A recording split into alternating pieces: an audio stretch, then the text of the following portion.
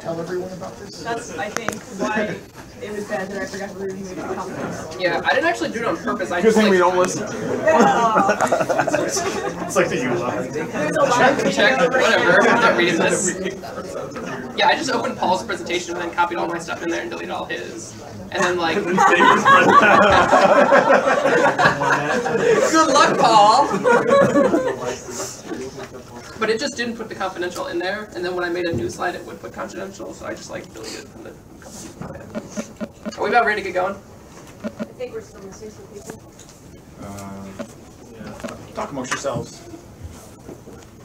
Got everybody. Got quiet now. Yeah. Kind of feel like Got everybody. Give everyone a top 10. Got the gameplay.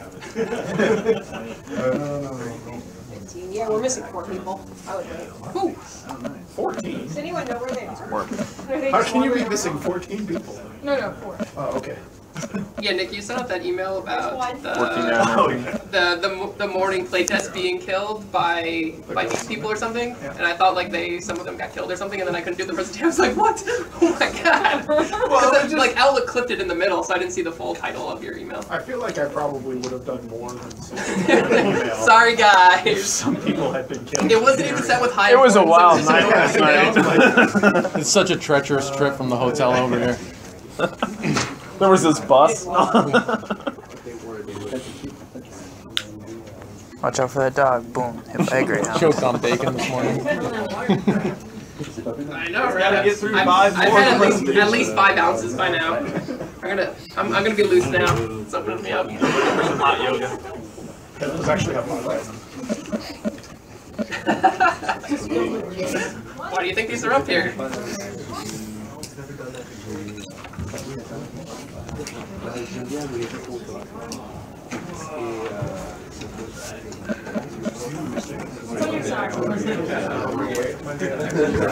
You're so jealous. Oh, I must know. You're gonna be so jealous. Ninja, right? Oh my god. Oh my god, I made this. You guys got a bow. You got all kinds of ninjas. You don't even have socks. Ninja socks are I know, I'm just not making it today. You are so. Our shoes are in one piece. Well, my dog got my shoe back here, so it's a little tattered. You know, look forward to 3 years from now when you're still wearing those shoes and we can see all of your toes. There'll be sandals by then. To be fair, those shoes were 8 years old. Okay, those shoes lasted 8 years. They were born before Doug. I had those shoes longer than Doug's.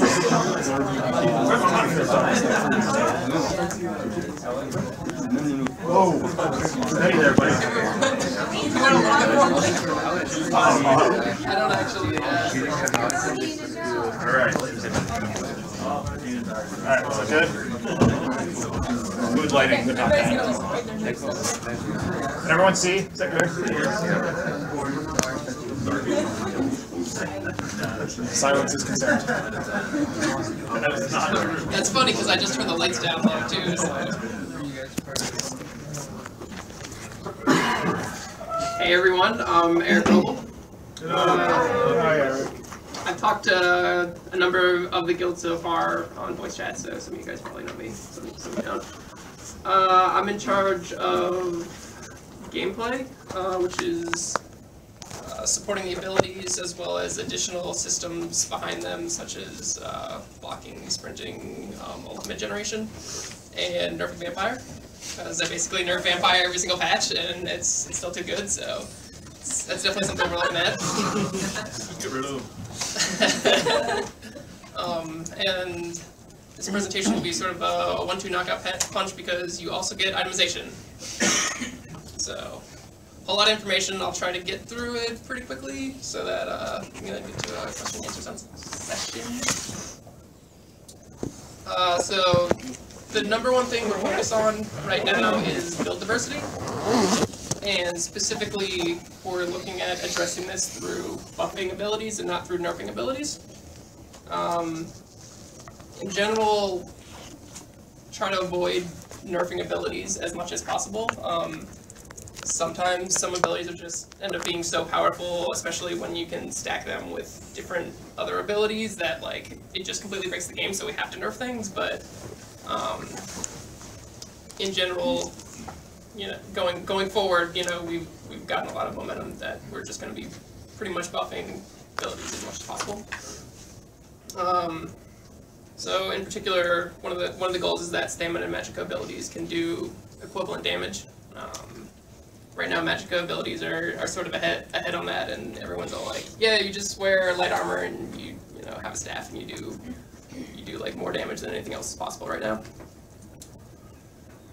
Additionally, we don't want one weapon to be the primary way of increasing your damage. Specifically, there was the issue where everyone was running around with restoration staffs because you got the 10% damage bonus with every single ability, and it's like, our intent wasn't that the staff that heals you is also the staff that does the most damage, because it's like, why ever use any other weapon in the game, right?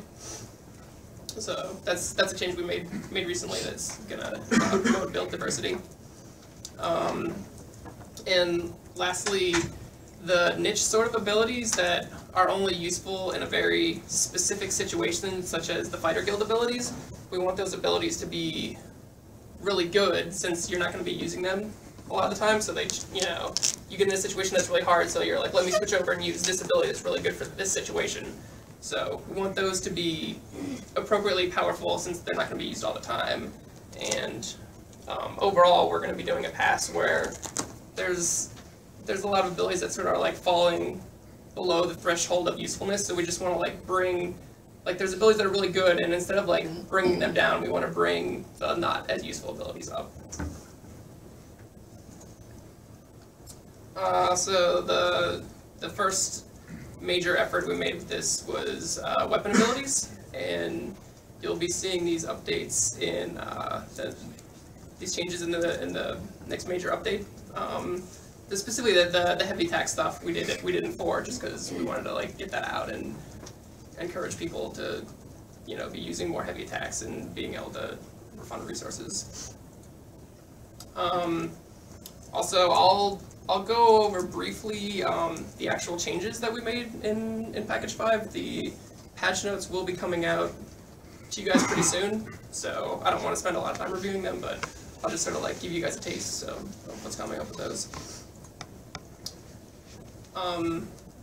And then lastly, kind of like just to sort of reiterate this point, because this is really important, is that we want magic gun stamina abilities to be competitive in terms of the highest possible damage per second. There shouldn't be like, this is always better than, you know, this weapon, or this build is always better than, you know, someone running around with a destruction staff or something like that. Also, we're planning on adding some new ABA abilities. And this will be going in the future, so if you guys have any sort of ideas or input, we would love to hear it. But here's sort of the rough idea of what we're planning on adding. We want to add an AoE damage ability that's sort of in the theme of the ABA abilities, which is hitting a massive number of targets and being really good against a huge clump of people. This ability would be a cast time ability, so it's got more of this sort of like risk versus reward of, this is going to do a huge amount of damage if I can get it off, but there's a lot of people running around with interrupts and stuff, so I need to sort of like tactically use it from the right position where people can't find me, or have people in my group distracting the enemy so they don't see me casting it. Also, we don't have a lot of stealth detection, you know, interplay between like, this guy can do this ability and then this guy can do this ability.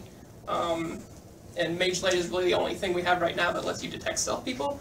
So we're adding plan on adding something that would give you a more active way of detecting stealthers, so you can like shoot out a flare or like cast some sort of line ability that'll travel in front of you to reveal stealth enemies. And this is especially important because everyone in the game can crouch, so having a way to reveal people is really important. We're also looking at adding healing debuff that everyone would have access to. Right now there's a pretty limited number of abilities where you can gain access to it. So we're looking at different ways to reduce the amount of healing and like potentially giving some sort of morph where you could apply an AoE sort of debuff like this. So got a lot of good stuff coming there. And then lastly, in terms of, I think this one will be really good because there's really not a lot of ways to heal with stamina. So a stamina-based heal is going to really open up different options that players have with creating, unique different builds. So right now the ultimate generation it's very inconsistent. There's some builds where you're playing like a tank character, so you're not attacking very much, you have a really low critical strike, so your ultimate generation is kind of here. There's what the average sort of DPSer can do, because they are using all attack abilities instead of defensive abilities, and then there's sort of like the extreme cases up here where people are using fast ticking dots and then they also have a high amount of ultimates, so they're just, getting tick spit really, really quickly. So the goal is to sort of bring everything closer to a median point, so that there isn't a huge discrepancy of like some people are just like firing off ultimates all over the place, and some people they're like, they'll go through an entire fight and they can't even use one ultimate, like an entire boss fight or something like that. Additionally, just sort of promote build diversity within ultimates. Something we did in one of the previous patches was make it so that ultimates now look at your highest stat. So if your magicka is higher, it'll scale off your magicka, and if your stamina is higher, it'll scale off your stamina. And as well the spell power versus the weapon damage. The one thing that's not being looked at right now is critical strike, so I want to get that in there too, just to fully sort of promote the fact that any build can use ultimate abilities and they'll be useful and powerful. So I actually have the 30-page document that you guys were nice enough to provide for me. I read through all that last night. I did my homework. Thank you. And there's a lot of really good suggestions in there. And a big sort of initiative we're taking on is updating all of the lesser used class abilities to promote build diversity. So there's a lot of stuff. An example I'll give you just to help cement that is like the Nightblade haste ability. Because of light attack weaving, that ability just ends up not being very useful in pretty much every build. So that's a specific example, but we're going to go through every single ability and every single morph and make sure this is a valid choice of like, some people might take this morph, some people might take this morph, they're good in different situations, and that everything is going to be useful and feel powerful. And in general, like I was saying before, that's the plan is sort of to buff up the lesser used ones and not sort of nerf the most powerful ones that people really like. Additionally, in this pass, there's a number of synergy abilities that just aren't sort of worth your time of pressing the button. They're not worth the global cooldown, or they're not worth the time it takes to channel the ability, like the charge astronaut, for example. So we're going to be reevaluating every single synergy ability to make sure that like you want to do it when it comes up and not like, oh god, this synergy, and now it's just like sitting in front of my face the whole time, and like I wanted it to go away, so maybe I'll press X, but that's not actually, an action I want to take with my character. In addition to this change, what we want to do is make synergy use more contextual, and there are a couple of examples of this in the game right now, and I think they are working really well. For example, the Blood Altar ability, the synergy for you to heal yourself only pops up when you're at low health. So you don't constantly have this press X in your face all the time that would do nothing at all. Additionally, the Templar's AoE healing ability, it has a synergy that lets you purge yourself and remove a negative effect from yourself. That synergy only pops up when you actually have a negative effect on your character, so it's not a synergy that's sort of sitting around, sort of like eating up room where you could be doing another synergy that you actually want to. And a potential solution that we have talked about this for synergies is like, you could pop up a radial menu so you could select what synergy you want to use, but that's gonna disrupt the flow of gameplay, and like, we want you to be like in the world, looking at, like the cool artwork and the monsters and trying to like avoid it, effects and hit guys instead of, trying to mess with UI elements. So some changes we're looking at in the future for contextual synergy usage is basically just to reduce the number of press X prompts that you have available at a certain time. So the Storm Astronaut, for example, it has a pretty large radius for activating the synergy. So just shrinking down that radius to a really small area around the Astronaut means that people will only get that synergy prompt if they're interested in using the synergy. So you actually have to like run right up to the Astronaut and then press the button, instead of I'm just standing here, you know, in melee combat hitting a dude and then someone drops the Astronaut and now I keep getting the synergy opportunity.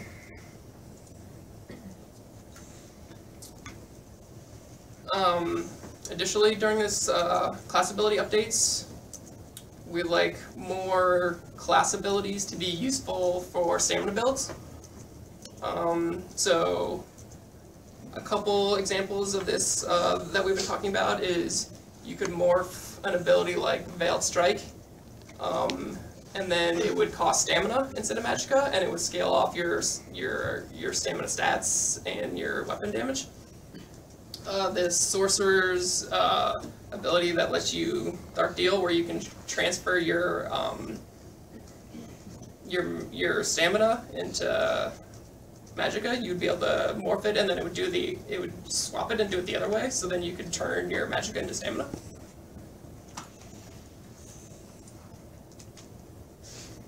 And then there's some just sort of general changes we want to make overall to the system. First off is making it more understandable what stats modify what abilities. Because right now you're like, wait, does this ability use melee critical strike or spell critical strike? Because it's technically like a spell and it costs magicka, but I have to stand in melee range to hit the guy. So we're going to be cleaning that all up in a more easy to understand and concise manner. So if it costs magicka, it scales off your spell power and it uses your spell crit. And if it costs stamina, it scales off your weapon damage and it uses your weapon crit.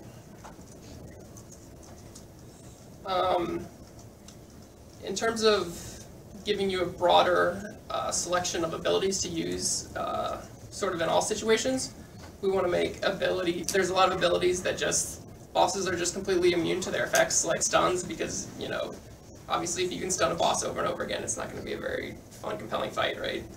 So, but we do want to make abilities that provide a stun or, you know, immobilize or whatever to have some function in those fights. So we're looking at adding a specific benefit for each specific ability. So, for example, the Dragon Knight's Stone Fist, when you use it against a boss, instead of stunning the boss, it would give you bonus armor.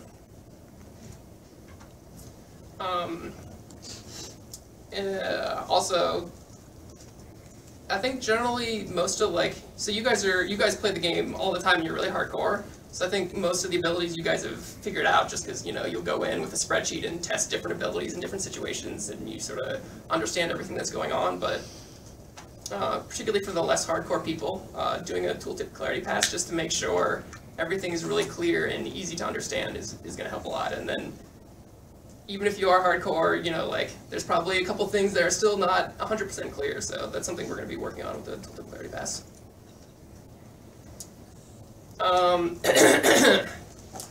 So right now you can block and use any abilities that you want all the time, and it seems a little bit broken because you're able to have really strong defense and really high damage at the same time.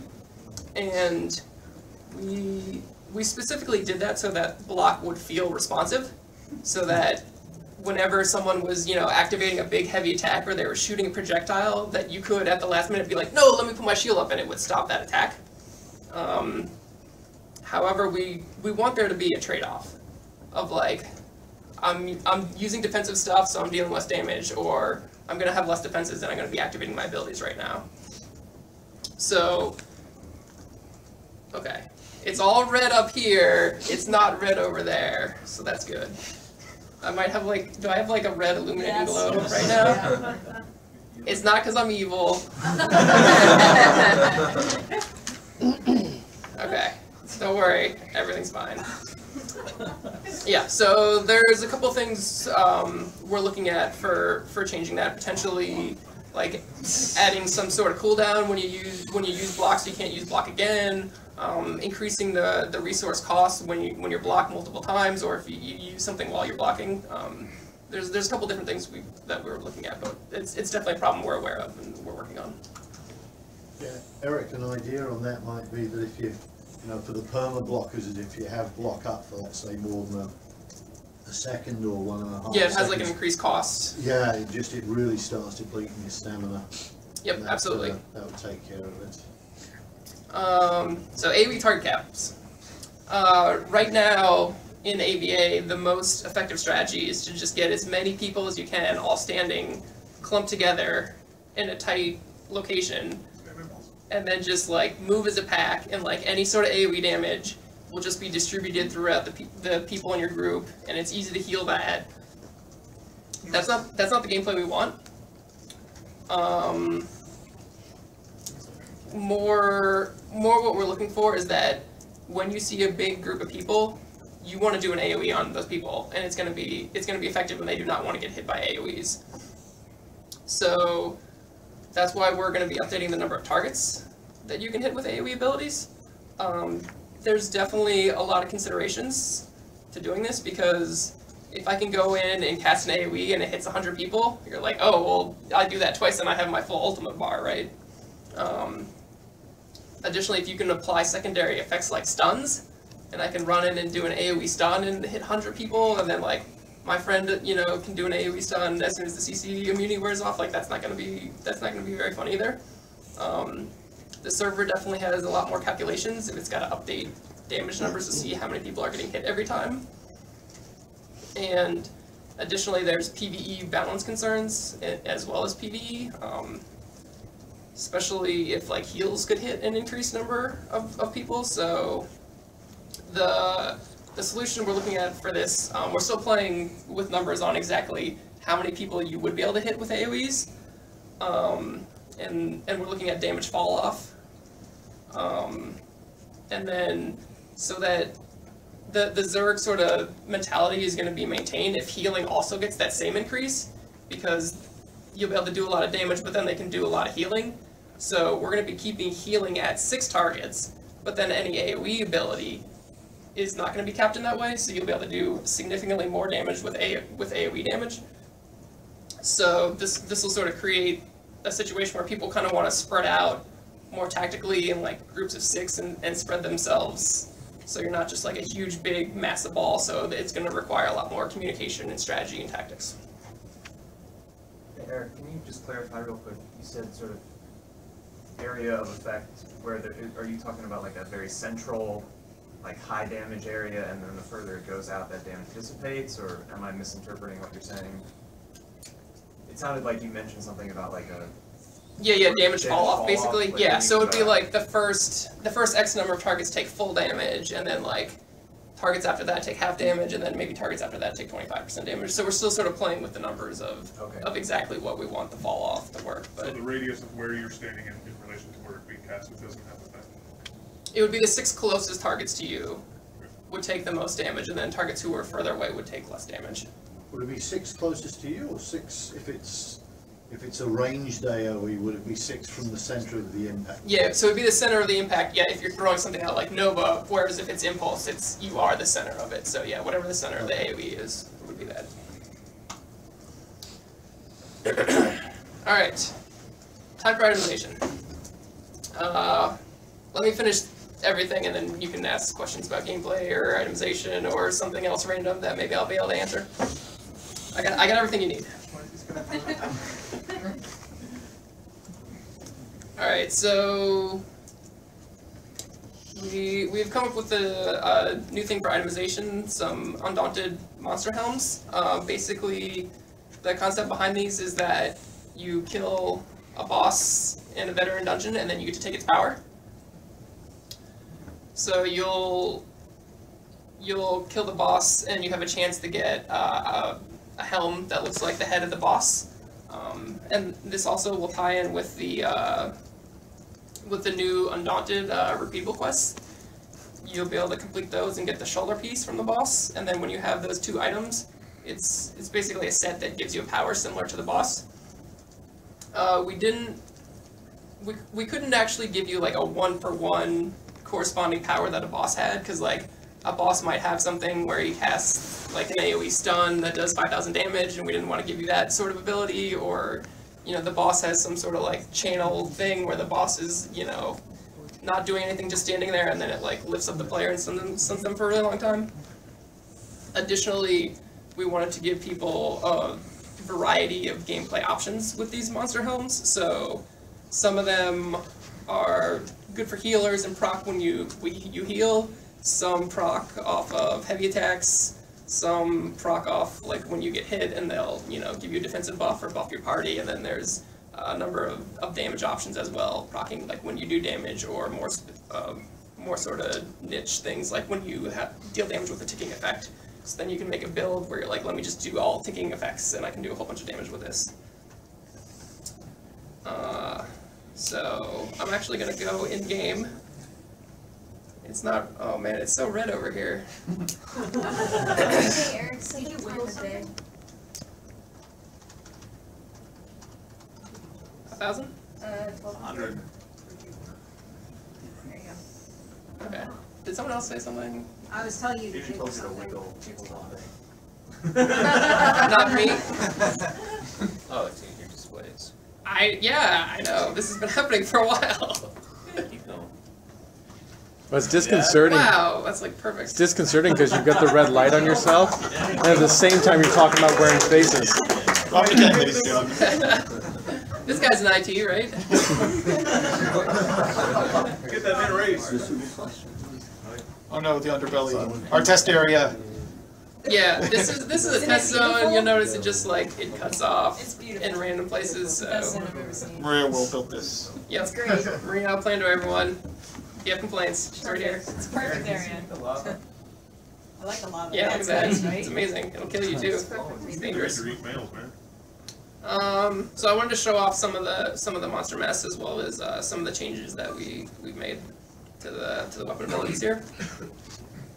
So let me talk about the skills first.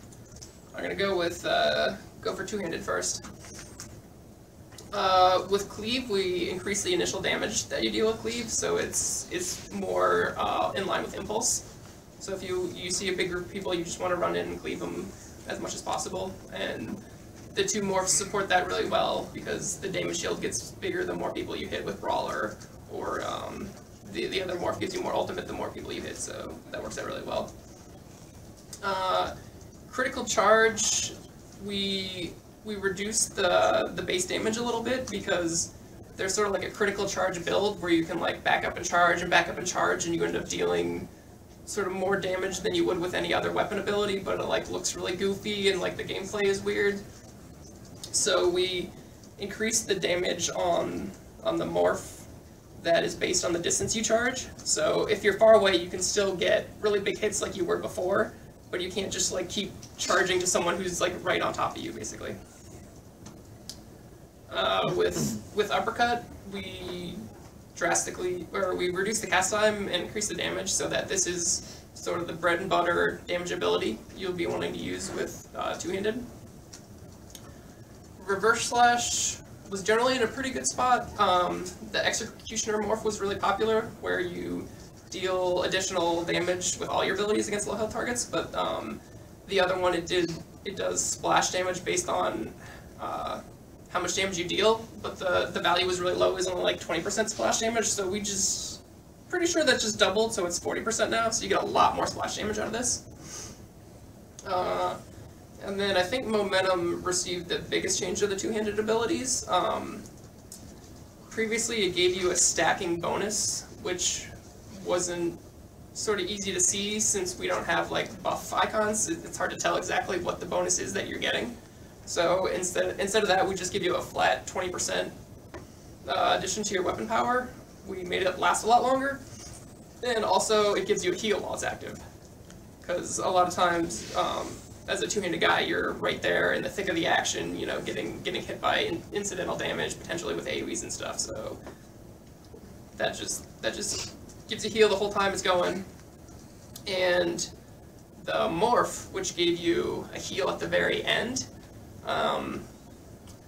it was a great. I like the idea of it a lot, but you're like, well, I need to be healed, but I have to wait another 10 seconds for the ability to finish and actually be activated, and then we increased the duration further, so the problem was even complicated further. So with that morph now, the heal the strength increases the longer the ability is active, and then at any time you can press momentum to sort of refresh the buff, and it'll give you that heal instantly. So the longer you wait, the bigger the heal you'll get.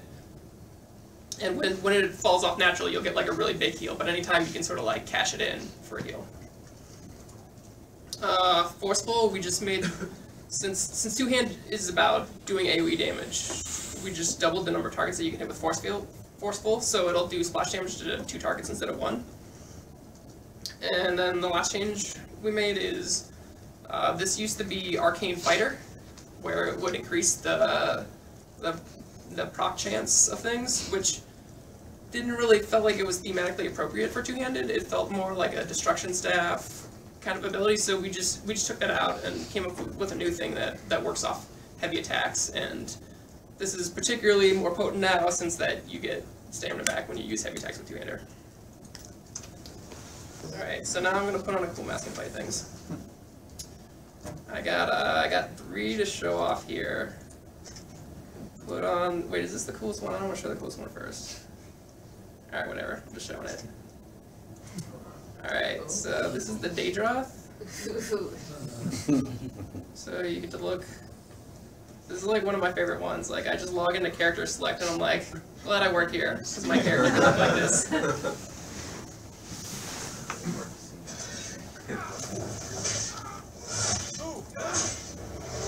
Oh yeah!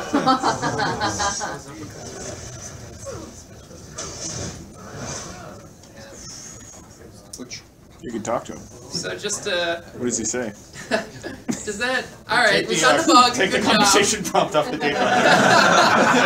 Thanks. Glad you guys are here. This is already working out really well. You can at least make him say something funny. But you get better conversation in your banner. kill me. Yeah. So that's obviously to be on there. Yeah. So when you get one of any of these, you just get a 1-piece set bonus just for finding it. And then when you get 2 pieces for all these sets, that's when you get the cool set bonus. This one, it's a chance when you use light or heavy attacks to summon a Daedroth, and he goes around and beats people up with you. This one's pretty cool too. So you can look like a spider Daedra. And this one procs off. It has a chance to go on your heavy attacks. Probably want to just start on in here with a heavy attack.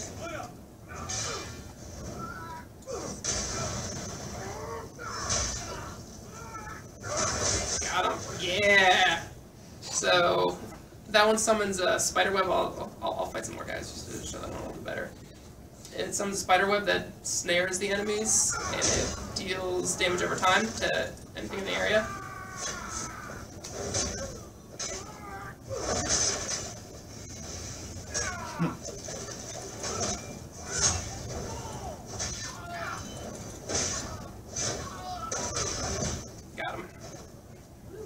I don't know who updated the mouse and the keyboard here, but I really appreciate it, because last time I gave a presentation, I was like hitting escape and going into mouse look mode, and it was just like, it was a total disaster.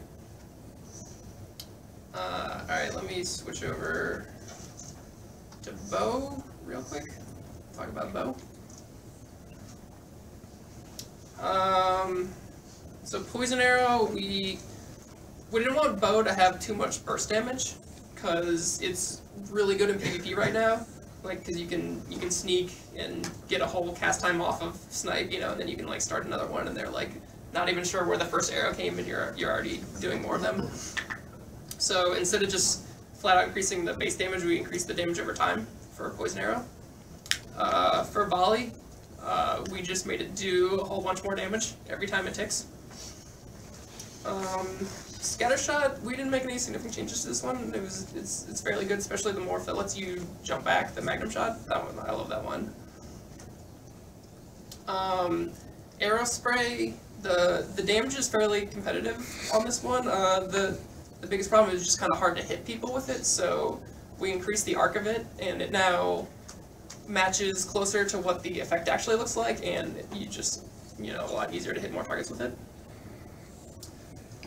Snipe, remember how the cast time of this used to be like 3 seconds? We've been reducing it.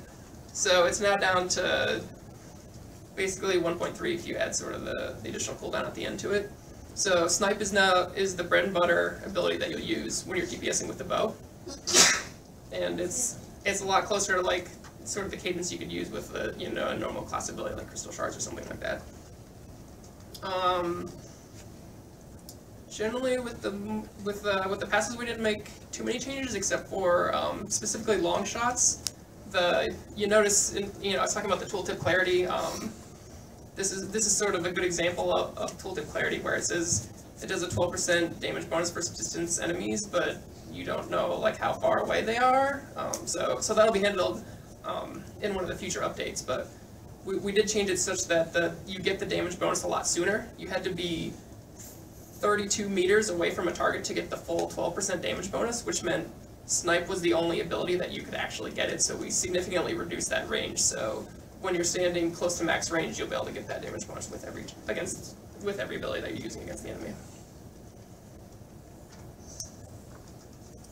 And then I'm a big fan of this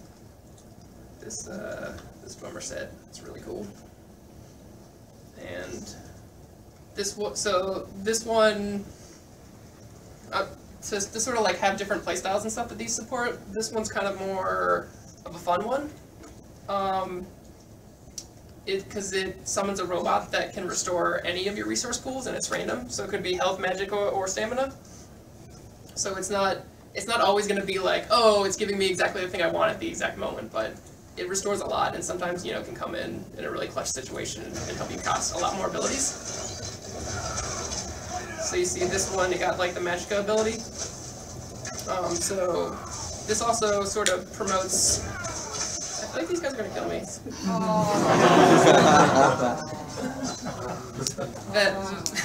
that there are concerns with talking while you're playing. That's abilities designer admirable, ladies and gentlemen.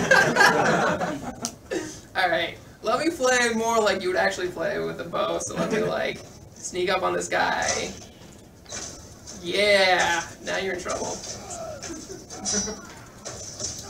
And so this set, it procs off any ability usage. So in particular, this one's really good to have if you're doing a sort of hybrid build where you have Magicka and Stamina, because then no matter which robot gets summoned, you'll be able to utilize what resource he's giving you. And he procs off of any ability usage. Yeah, I'm just playing this like two-hander, which is why it's like not going great. I'm just like running up and meleeing him with my bow. I'm actually not this bad, just so you know. Drink more water. Alright, just let me take a sip real quick.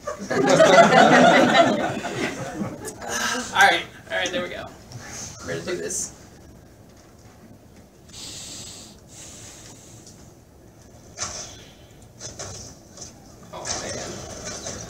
Come on, robot. Come on. Oh, jeez. This is like... Good thing you got health. I didn't drink enough water. Spatial awareness. Line of sight. There's nowhere to line us. Oh, God, there's nowhere. And that concludes my presentation. You'd be kicked for the rape group for that. Yep. Buff stamina. Are we... Alright, so yeah, that's an example of some of the monster masks you can get. They all have cool procs like that, where they'll summon something or make you summon a meteor that does a whole bunch of damage, all kinds of cool stuff like that. So there's one of those that will be dropping in every veteran dungeon coming up in package 5, and then next on our list is to do all the normal dungeons too. There's significantly more normal dungeons, so. We'll be working on that, and I have just sort of some concept art of some of the masks from the normal dungeons coming up, but I didn't want to give you too much excitement all at once, so the pictures are later. Alright, so I want to talk about just sort of some changes that are kind of minor, but I feel like they go a long way for certain different reasons. Coming up in package 5, we adjusted the gold drop rates. The total amount of gold that's dropped is going to be the same, but the distribution is going to be different. So instead of every time you kill a humanoid and it always drops 1 gold, now sometimes you'll kill a humanoid and it won't drop any gold, or it'll drop a random amount. So there's going to be a lot more variety and diversity in the gold drop rates, because it seems kind of unlikely that you would kill 200 monsters and they will all have exactly 1 gold in their pocket. So it just sort of, it makes it feel more immersive, like something that would actually happen to a person, instead of like reminding you that you're playing a simulation. Minimum wage in Tamriel has been increased. Extremely low. At least one of those guys would have 2 gold, because he took 1 gold from one of the other dudes who had 1 gold. Additionally, on the gold stuff, put gold in the rewards for the worthy from the AVA bags, because in AVA you're killing people all the time, but you can't actually loot their corpse the way you would for a monster. So this was to help offset that. Just make us we can loot them. We have talked about that. There's certain concerns that would sort of like break the flow of combat, because then instead of fighting stuff, you're just like running around the ground like picking up loot the whole time. And then another big thing I want to talk about with itemization is sort of the role of crafting and how it's working with sort of the new tiers of gear that we come out with.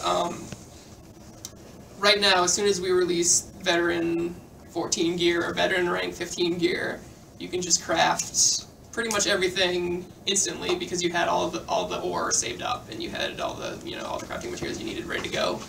And then you're not sort of like incrementally rewarded for playing the content. You're like, well, I basically, like, I got all my gear, like I'm good to go now. So in the future and with the champion system, we're looking at making either each time we increase the veteran rank, there's a new type of ore that you need to craft that material, or there's a new sort of booster you would need to craft each piece. So then you would need to fight different bosses, within the new content, and sort of encourage people to experience that and go out and fight different things to be able to make their full set of gear. So there's a number of traits that are underperforming right now. There's a couple that are really popular and really powerful, and then there's some that ended up being just not quite as useful and beneficial as we were hoping for. And also, I hope you guys weren't expecting to not see any spreadsheets in a gameplay presentation, because you were sorely mistaken.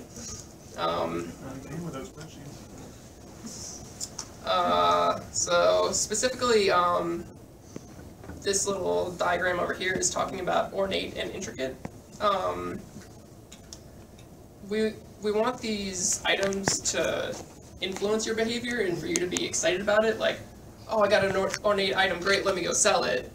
Or I got an intricate item, I really want to deconstruct this and get the inspiration, instead of like, yeah, I guess I'll just sell this because it doesn't actually give me that much of a bonus, especially when I have 60 different items in my inventory that I'm dealing with.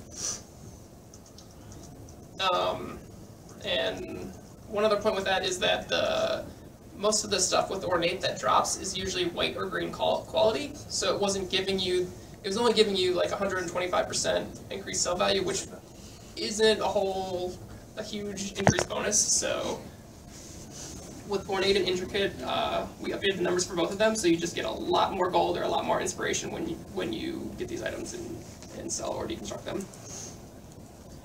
Additionally, with reinforced, that was another trait where it was just really underperforming and not as useful as some of the other stats. So we basically just almost doubled the value that you get from this trait. And those new values now match what we expect the values to be for the champion system for how useful this trait is. So we're sort of laying some of the groundwork for champion systems, since it is such a big change to so many systems. It's great if we can do any of that stuff now. Hey, what's up? Guess he wasn't interested in this. Oh, this is my office. Exploration is another one that's not quite working the way we want to, is not quite as useful. Certainly some of the changes we're making, like when you're leveling up a veteran character now, you're getting experience points and veteran points. That's one of the changes that's coming up, so that will make exploration more useful, but generally you've explored most of this stuff, and exploration rewards you for putting on a full set of exploration and then just running around a whole bunch and not fighting any monsters, and then taking it all off. And we want all the traits to be sort of more combat oriented, so that was sort of a bigger change, and that's why it's not like in right now, but we're looking at giving that additionally some sort of combat bonus so you would get more experience when you're fighting monsters in addition to the exploration. Charged is another one where increasing the charges on your weapon, that's okay, but like you want it to like be more effective and more useful in combat, because you can always just use a soul jump to recharge an item. So love to hear any ideas that you guys have for updating traits. Something we've been playing around is maybe increasing the ultimate generation with a trait like this. Weighted is similar to the Nightblade haste, just because it gives attack speed, and attack speed is not super useful since you're doing a light attack and an ability and then a light attack. So we're looking at just changing the way that haste works in general, such that it reduces the cooldown of your abilities. So then you can use abilities more frequently, so you'd be doing more damage, but you'd also be expending resources more quickly, so then you would sort of be able to create a unique type of haste build where you're using things that give you resources back, but then you're spending the resources really quickly. The last one on the list is Sharpened. I realized there was a bug where Sharpened just completely reduced all the mitigation of the monsters to 0. That was obviously not intended. And when this trait is working, it's slightly underperforming, mainly just because monsters' armor and spell resist is not super high, especially when compared to players. So something we're looking at doing, particularly in the champion system, is increasing the armor and spell resist that monsters have. So then traits like this and abilities that reduce those values are going to be really helpful. And here's some cool artwork. So back to the Undaunted monster helms. These are going to be some of the new ones we're adding once we have all the normal dungeon masks completed. So you look like Clanfear. You can get a Lamia hat if you're into that kind of thing. And also we have a Dread King. Don't worry about that hair. This is concept art, so it's not final like what's going to be in the game. This is just sort of some different ideas that. He's literally Predator.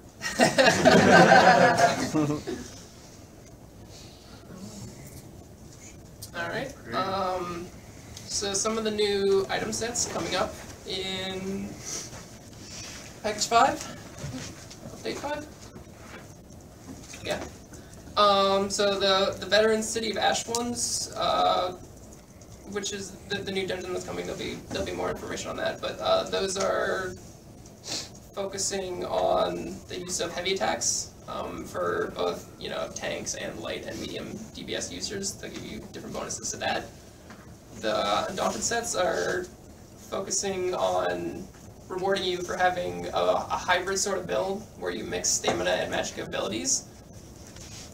And since generally mixing a hybrid of those abilities is going to be less effective because not every ability is sort of scaling off your highest stat then, this set is then more powerful to sort of compensate for that, and it opens up sort of a new different style of gameplay that might not have really been efficient or useful previously. Crafting, there's the new Mundus Twiceborn Star set. I think that was covered in the previous presentation, but I just wanted to mention it there. Additionally, in the Serpent Trial, we've added sort of like upgraded versions of the current sets, so they'll have all the same bonuses that they did in addition to a new powerful bonus that increases the previous set one. So, for example, the warrior one that turns you to stone, it reduces the cooldown of that, so it can happen a lot more frequently, and it also gives you a big chunk of ultimate when it procs. So you can, as a tank, you're like, oh man, I'm really low, so now it saves me, and now I can activate my ultimate. Here's some more concept art that we're working on for new AVA armor sets. Additionally, the art on the far right, where it's a whole bunch of like crazy outlandish colors, we do that on every armor set to figure out the tinting. So that determines what the primary and the secondary and stuff like that on the tint looks like. And also that's sort of determination of what different materials the thing is made out of. So like these, you know, some pieces are like the leather armor and some pieces are the heavy armor. And then those pieces end up looking different also when you apply tints to them. So the ability altering weapons, I was talking with a guild a couple weeks ago, and and you guys said it was generally pretty cool and you liked them, but they weren't quite worth replacing one of your previous items because the previous item, yeah, you're the guy. Yeah, that was great feedback. And yeah, they didn't give any sort of, like, you had to break a set to do it and then you were losing that bonus. So we made it so that all of these items now give you a bonus equivalent to what a set bonus would be. So we don't always, you know, are able to like update and put in feedback right away, but like we definitely hear everything you guys are saying and are paying attention to it and are trying to make changes, you know, when we can. So for ability altering weapons, that was sort of a first tier or forced release where we did the first ability in every skill line. The plan going forward is that we're going to make an ability altering weapon for every single weapon ability in the game.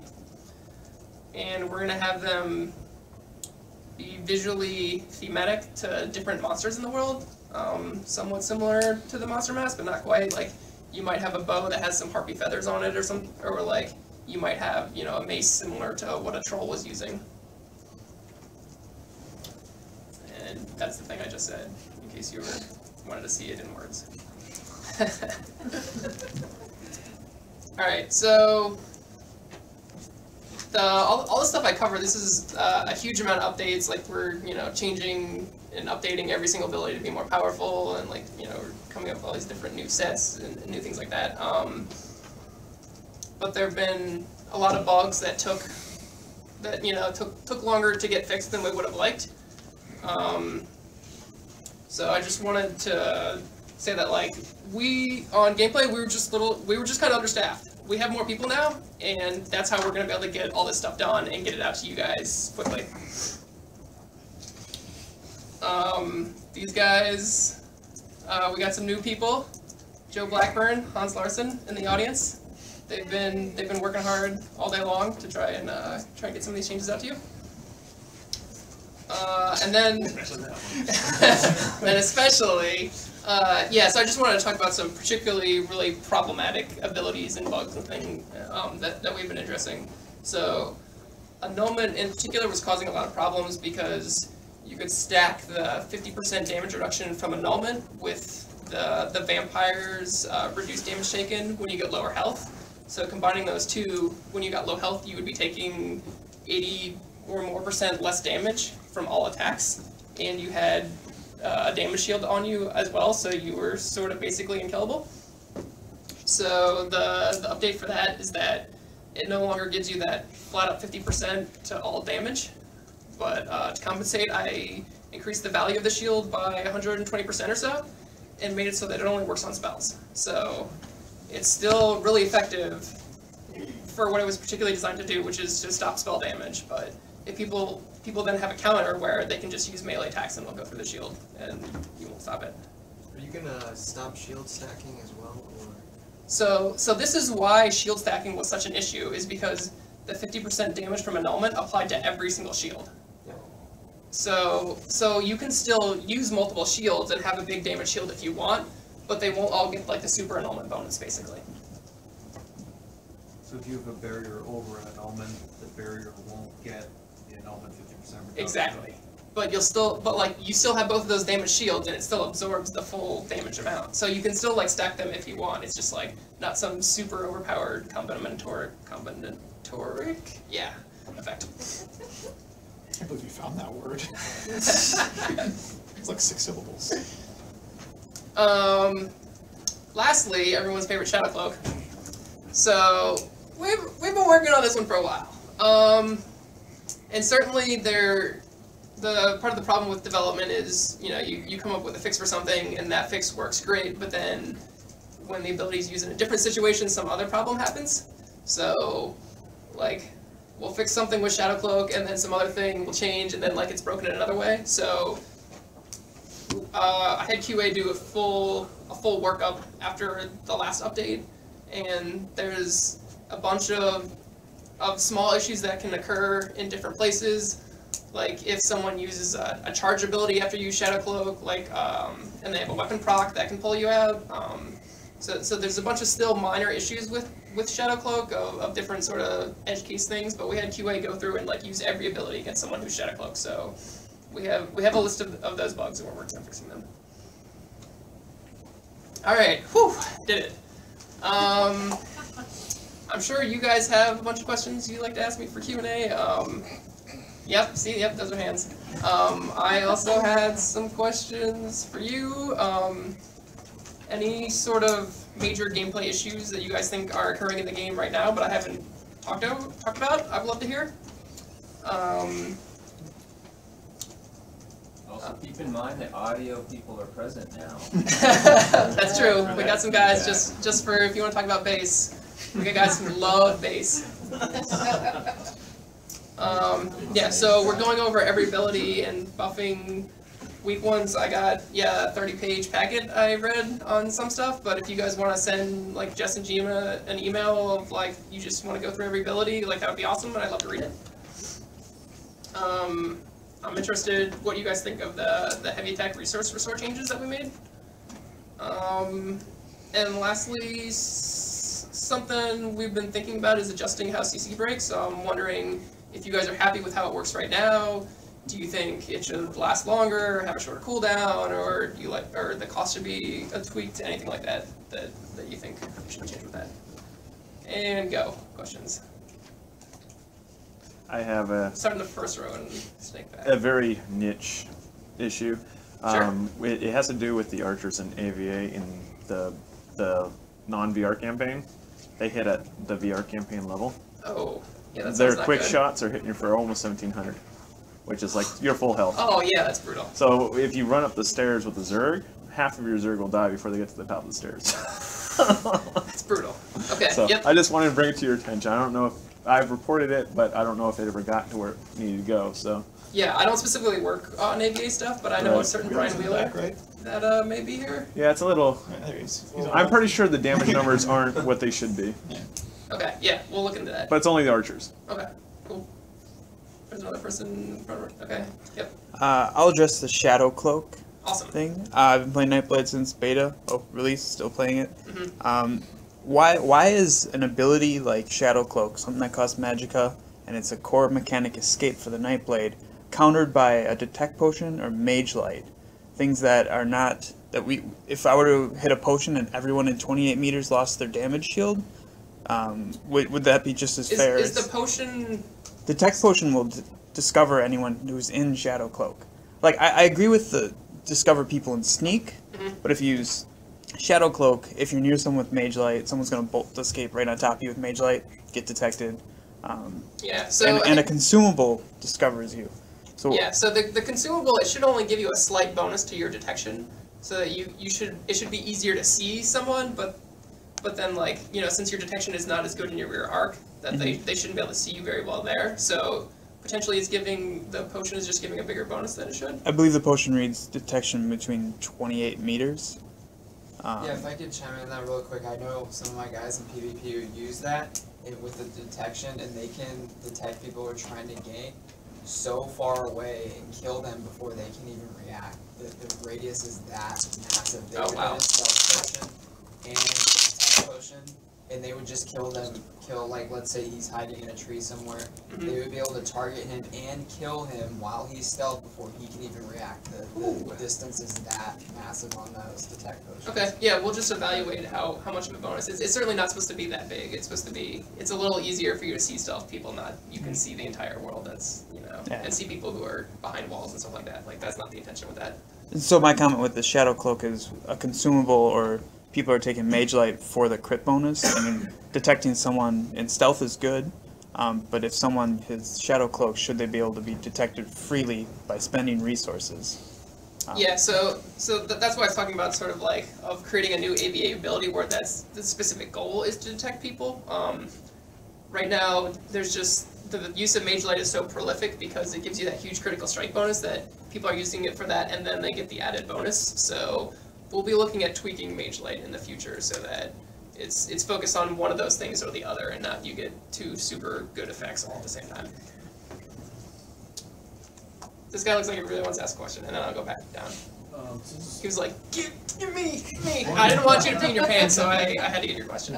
So I got one thing to answer your question. In terms of the heavy attack resource store, I think it's really great, but I saw like someone did a forum post analyzing how much it's giving you, and different weapons are giving you different amounts. At least from what I understand, it seems like some weapons aren't really giving you a substantial amount. Like bow really seems to give you a very small amount. Yeah, so we scaled it based on the speed of your heavy attacks. Okay. Because we didn't want, someone who could do really fast heavy attacks with a bow shouldn't get the same amount per attack. Okay. And quick question on itemization in, say, Dragon Stars, for example.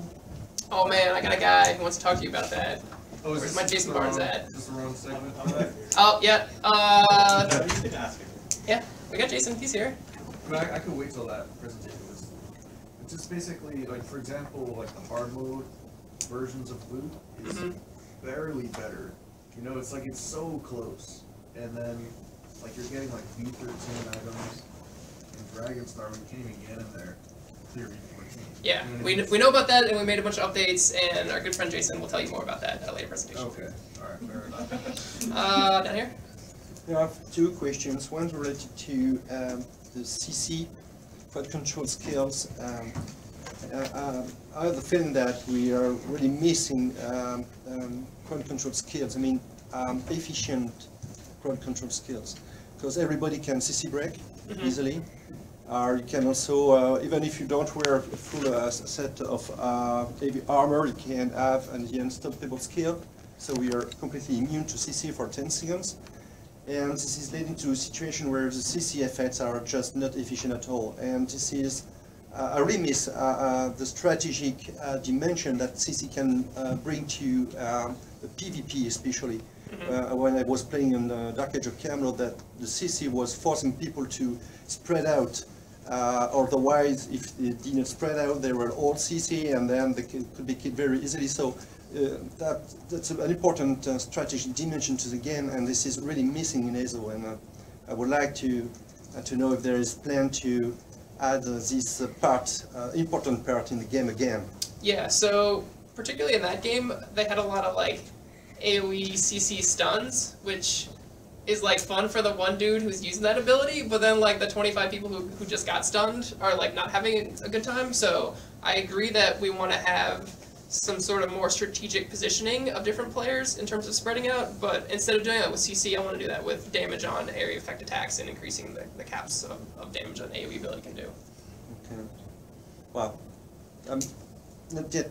But yeah, I think CC, it feels like a little too weak right now, so that's why we're thinking about potentially using this knob to adjust that by making the immunity not last as long or cost a little bit more. So it's like I could get out of this, but you know I can't get out of every single thing that happens. I agree with you. It's not fun to be CC'd, but you are responsible for not being CC'd if you do the right move at the right time. So if people get CC'd, maybe he's doing something wrong. So he has to move to split, and this is a great tool to control masses. And we don't have these tools, and this is, in my opinion, one of the reasons why we can see huge Zerg bows, you know, in Cyrodiil everywhere. Yeah, if those guys could get AoE stunned, they would not be all stacking up like that. Yeah, definitely. And second question was about the 5 skills limitation.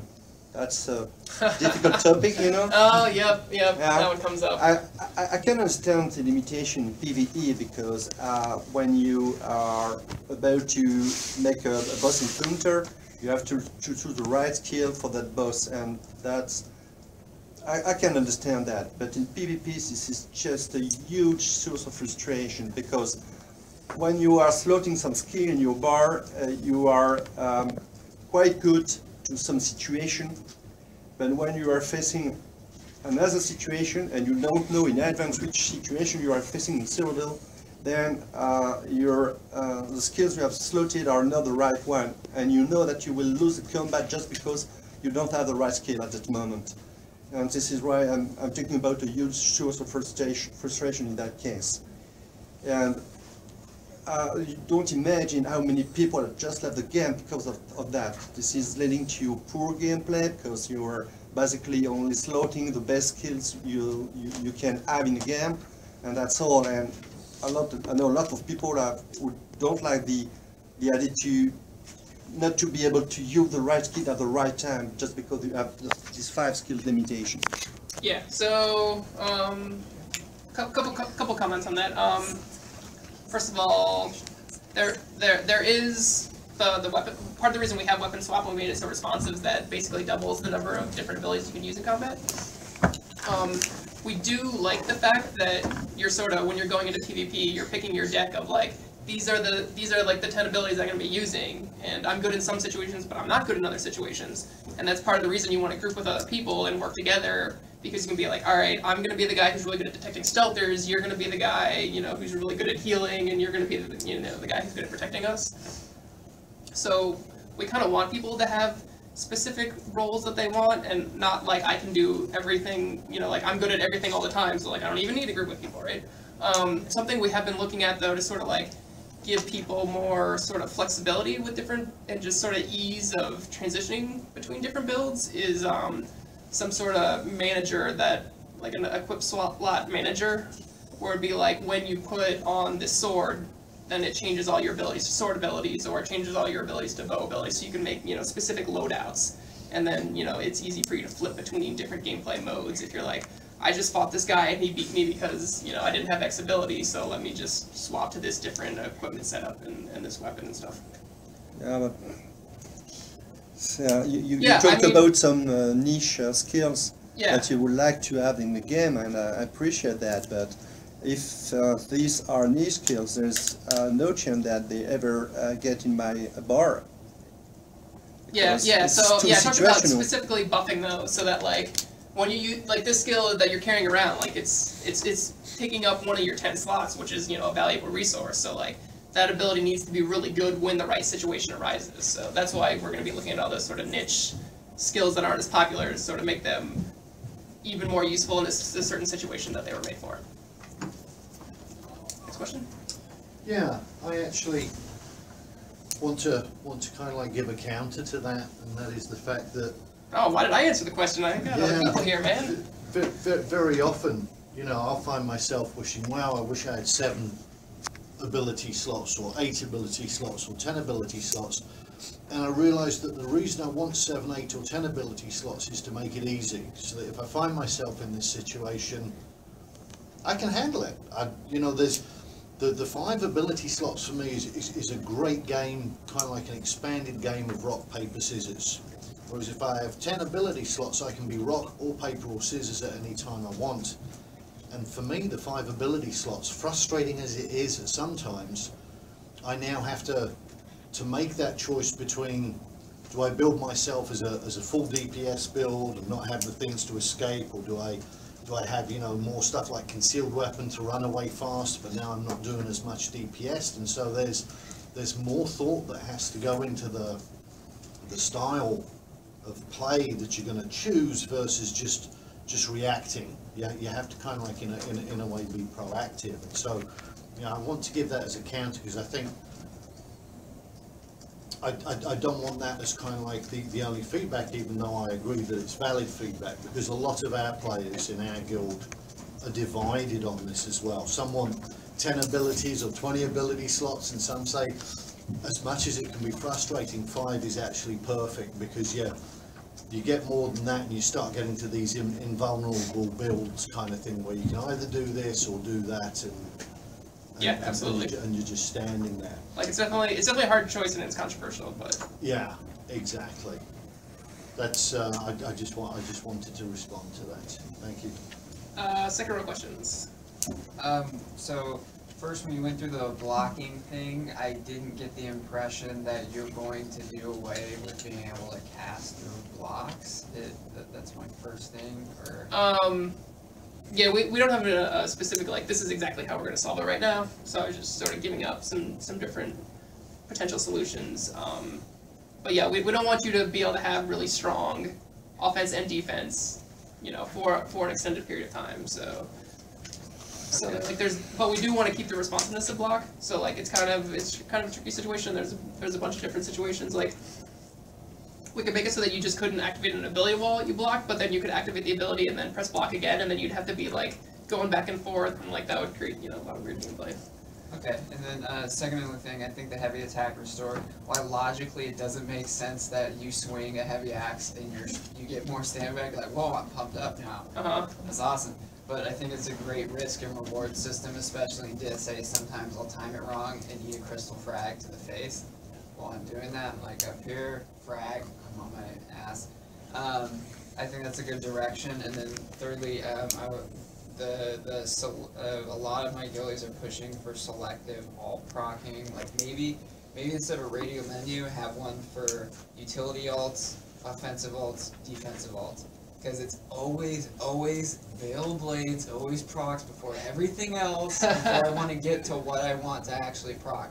I have to press OK, Veil Blades, okay, I got through that, now I proc what I want to actually proc. Yeah. And that's like something that we have a lot of frustration, because everybody has to proc Veil Blades first before they want to proc the ult they actually want to get to. Yeah. So the first thing we're going to be doing is making it so that synergy doesn't pop up all the time. Like, maybe that synergy only pops up when you're low health, which is when you would want to run away in stealth, right? Or, because especially with like the one morph of it where it gives you the heal too. And yeah, like Veil Blades is really popular. Like the noble one's not, you know, quite as bad, because like only one person can activate it, and then it's like done. So that's another thing we can look at for that particular ability, is that maybe only one person can activate that, but then the synergy is really powerful for that one person. Okay. And sorry, last thing is I've been asking a few people, and I know they've been forwarding me to you for the definitive answer. Oh man, here it comes. Alright, what do you got? So is Elemental Drain and Purest Armor stacking when you use them? Because that's the only reason I use it in DSA, because we're under the impression it stacks with Elemental Drain and reducing spell resist. Elemental Drain, and what's the other one? And Purest Armor. Do the spell resist reduction stack when you put the two same things on like the same boss at the same time? Right. So we're actually sort of doing sort of like in preparation for champion, we're sort of cleaning up how different buffs and debuffs stacking. So, and we have started this initiative as well with, for example, the low slash ability, that the debuff that provides, you can't stack that with any other similar debuff. Like the Nightblade's Summon Shades also provide the 15% damage reduction. So you can have one of those from one class, but you can't stack a whole bunch of 15% damage reductions, and then it's like, oh, well, now the boss isn't doing any damage at all. So as of right now, does it stack? I believe it does, but we will be looking at just sort of doing, you know, an overall pass and cleaning up how that looks in the future. Okay, thank you. Anyone else in the second row? No? You guys are hard at work? Okay. I got a couple things. First, I want to touch in on the AVA abilities you're looking at. Right now, a lot of people are really pissed off at AoE, so I'm not sure if you want to make that another thing for PvP. So. What do you mean in particular when you say pissed off by AoE?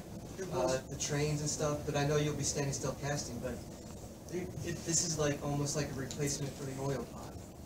Just as somebody can move around into it now. So he said high DPS, castable AoE damage.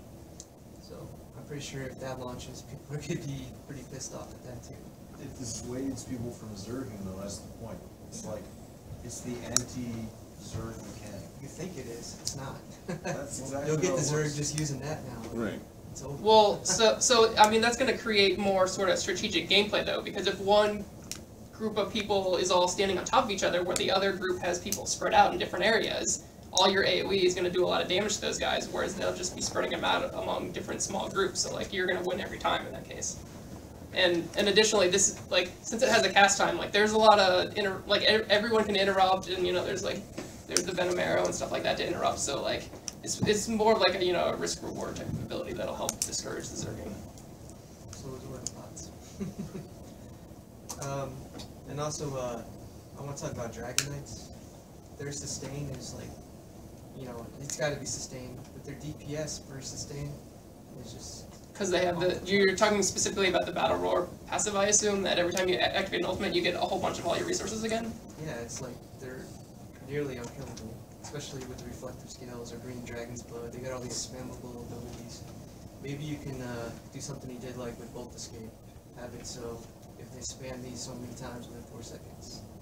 Yeah, there's like for the reflective one, there's a number of different options, and that one was actually mentioned in that 30-page write-up where it almost feels like an ultimate ability right now because it just reflects an infinite number of things, right? Like, and that's generally, since you can cast it again and again, like that's not really the gameplay that we would like. So potentially for that one, it could be that it doesn't reflect arrows anymore, or it can only reflect a maximum number of 3 projectiles or something like that. So yeah, there's a number of things we're looking at for the abilities that are just like so much powerful than everything else. Like a couple of those we're gonna nerf, like the ridiculous ones, but we want to, in general, try to focus on buffing things. Eric, even on that, an idea might be that the reflective scales would reflect abilities done by bows or by staffs, but wouldn't reflect light or heavy attacks. That could be another way around it, but to have kind of like almost just like permanent immunity. Yeah, like nothing at all. Yeah. To it. Yeah, that one I think it's just a little too powerful on the defensive with that ability. So there's a number of different knobs and things we can tweak with that ability. This is especially true for Magicka Dragon Knight, who can chant his skill. Yeah, you have reduced spell cost and you have such a big mana pool. Not for stamina. As a stamina Dragon Knight, believe me, I can change this skill. That's just not possible. Yeah, so that's definitely what we're looking at. Oh wait, we got a second row. We're gonna go back, second row. Why can't we have cloaks? Man, I'm the gameplay guy. Wait, I guess I'm itemization now, huh? That's technically cloaks. Yeah, cloaks are cool. There's lag. There's certainly it's pretty hard artistically to make it, move and shimmer and look exactly right, and then you're sort of covering up part of the armor that your character's wearing. So that's more of an artistic call than it is gameplay. So I can't definitively. Huh? I can answer that one. Yeah, everyone did Congle. Yeah, we made the decision about, I don't know, you may, if you were involved pretty early, you may have seen some phases where we actually had them in. Basically, we were doing an analysis of the number of bones we could afford while still having the number of people supported on screen that we currently have, and it was basically 2 that we could have in a cloak, and a cloak that has 2 bones doesn't look like what you want it to. It looks ridiculous, and we were just doing analysis of okay, well, what's the amount of work it's going to take, and how many players on screen, and what is the performance that we're going to have to take as a result of that, and it was going to cost us too many players and too much performance in scenarios, so we just made the decision to an option, no cloak. Yeah, that because we were assuming the base case was going to have to be not that, then it followed the hard decision of, okay, well then also, if it's going to be an option, we'll have to mass produce a bunch of things where the base case is it being turned off. So we just made that decision very early on, and to save ourselves all the production cost and all of the headaches associated with getting that in. And it was hard. It was not a non-controversial decision internally when we made it, but it was one we sort of made for the performance reasons. Yes, because you can represent your build with a tablet and a costume. Yeah, you can use 2 items as costume. The tablet is a costume. Mm-hmm. That's. I like my skeleton costume, then I can't use my guild. So yeah, we did not do it because we hate cloaks, okay. and if some really awesome server technology comes around in the next couple of years, maybe we could do that. But yeah, as of right now, it's just there's performance issues. Okay. I'll come back. You already got a couple, so I'll come back to you, right? Hey, thanks, Eric. I have just 1 or 2 quick comments and then 1 question. Just comments about what some other folks have said. The first, the gentleman who asked a question about AOE and the role, about CC and the role of CC and CC breaks. I would like to echo that I'm disappointed with sort of the lack of potency of CC, particularly. Because everyone just breaks it instantly, basically. So Yeah, it's it's really ineffective, and you know, some of the abilities that are designed to seem to be like a more meaningful CC, like the prison or petrify or whatever, they're kind of worthless, and everyone it's so easy to get out of CC, that I'd really like to see that come back into the game more and have tactical use of CC be something that people consider. Like even from the PvE angle, nobody cares in dungeons. No one's like, oh, let's CC this guy. Yeah. That's not something anyone says ever. You CC in dungeons, you can do that. It's not even something that crosses your mind. So that's sort of controller, or that, I mean, that's a tactical type of gameplay that I would love to see be more important. cool. Yeah, we'll definitely be working on that. The other is about AoE caps. I'm really glad to hear that you're considering ways to address the issue. I think that adding more AoE is not a bad thing, and having AoE damage be more effective is not a bad thing. I kind of disagree with the concern about, you know, oil pots. I think oil pots are kind of standing in right now as a replacement for player-driven AoE, because player-driven AoE is not effective against large numbers. And so I'm happy to see that. I am a little bit, I find the 6-person limit for healing and the 6-person threshold for AoE being fully effective a little confusing, since you've kind of planted your standard on 12 people as like, this is our large group size.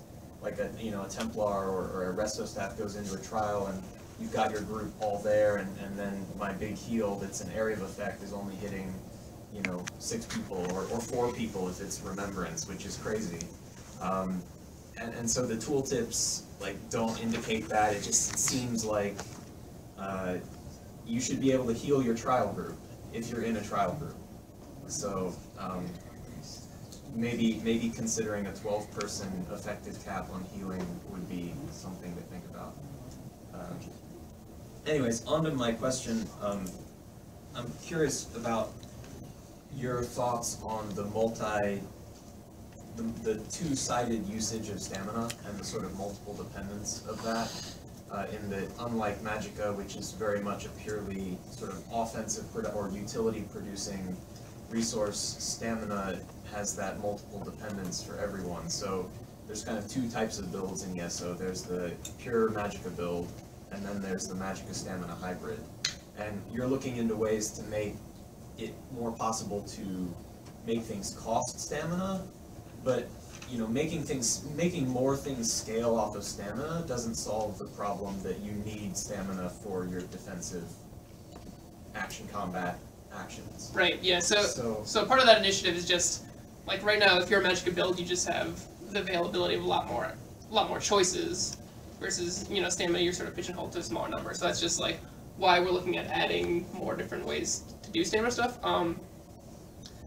With stamina, in the latest patch, we made it so that you get the same sort of reduction that you had in light armor to stamina cost abilities, and then in addition to that, you also have the 20% cost reduction in all those weapon trees. So as a stamina user, you can sort of like use more defensive abilities if you want. Like, since your pool is so big and you don't use it as fast as a Magicka user is, you can just do, like, if you want to be really defensive, like you can CC break like it's made, you know, a lot more times. You can do a lot more roll dodges versus a Magicka user, and also your abilities are just cheaper, so you won't run out as fast if you're using them. So you'll go down, you know, and then you might use a couple abilities, but like a Magicka user, you know, can only do like 2 stamina abilities. I mean, I think something to think about internally would be like, okay, suppose you've got a 2600 Magicka guy, and then a, you know, 2300, 1700, 2300 stamina, 1700 Magicka guy. In the course of a normal fight, suppose this person needs to take 10 offensive actions and 3 defensive actions. Are both of those people going to be able to do that with the pools that they have available and the cost of those abilities? Because having that entire stamina pool, even if it's small for the magic people, having that entire thing reserved only for your defensive actions is so valuable. Like not having to worry about that. Yeah, having and it set aside. also in addition to that, as a stamina user, like you can slot any sort of defensive magicka ability that you want, and then you have that pool just for, you know, using that extra ability that gives you more damage, or using that ability that'll give you some sort of defensive thing. So That's true. it's kind of assumed you'll be spending both of those pools regardless of what your class or build is. But yeah, it's definitely something we're continuing to evaluate, and that's why we've been, you know, making changes to give you more stamina and more ways to get stamina if you're running out. I've just seen a lot of feedback on the forums about considering those defensive actions as maybe drawing from their own separate pool. I mean, is that something that Yeah, that's definitely something